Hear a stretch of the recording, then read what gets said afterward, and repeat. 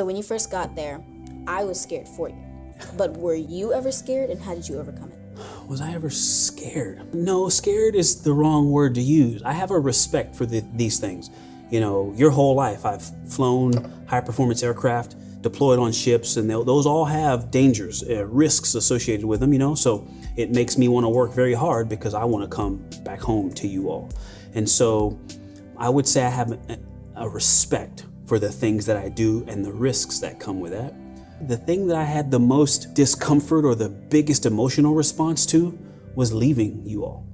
And specifically like the being at launch, but being 4 miles away from you on top of 1.5 million pounds of high explosives and knowing you're there watching and I'm not right there with you to make you more comfortable and talk you through it. And so I was very grateful to our friends who helped and were there with you all to support us through those things. But I'd say that was my biggest discomfort was if I could have managed to be in 2 places at once, I would have loved to have done those things, but also been the person there with you, you know, helping guide you through it or to be there supporting you through it. You said, you know, you had fears when I left. And so, yeah, tell me about some of those. You told us about a launching of a different aircraft like 4 years ago maybe. And we watched it and it was an old video and it exploded. Like they didn't make it. There were people on it. And that terrified me, so I hated your job from then on. But I learned that people train you for this stuff and they're there to make sure that doesn't happen. So it made me feel a lot better.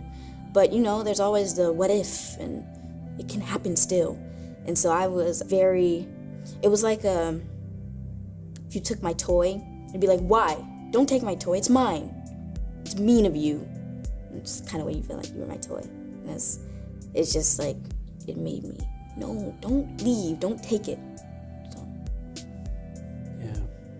You know, it's interesting because the last time I deployed was when we lived in Japan. And that was in 2012, so that's almost 10 years ago. And so you were really small. And I don't know if you remember what life was like. Your older sisters might remember more, and you might have, you know, images and the smells, but like, you know, the talks your mom and I had and the preparation and what that felt like. You know, this may be the first one that you really remember, even though I've done it, you know, 5 times before this. And so that was important. Your mom and I talked a lot about that, what this was going to be like. And that's why it was really important to me to be able to talk to you guys all the time, but I also didn't want it to be boring. I didn't want you guys to be like, oh, Dad's calling again. So, you know, I just wanted us to be there for each other. And I think that I was very happy with how that worked out. You know, I could call you guys almost any time of the day, every day. What did you think about our video conferences? You know, you remember what we did for most of them? Yeah. What? Charades. Yeah, right? That was, I don't know if it was your mom's idea or one of you guys came up. We played games and it just, that time, first it flew by. They were never long enough. But I never felt like I had to go, come on guys, Dad's calling from space. Because at some point, right, even it's still neat that Dad's calling from space, but like after 167 days, Dad's calling from space, you know? I don't think it was ever like that. It like major, I don't want to go. Because you made a great impression the first time we played when you did Escalator. That was my high point. My charades Escalator was... Because you could just float weightlessness, right? I mean, you know, it was good. It was fun. We got it right away. So yeah, we had fun playing charades. Yeah, that was good.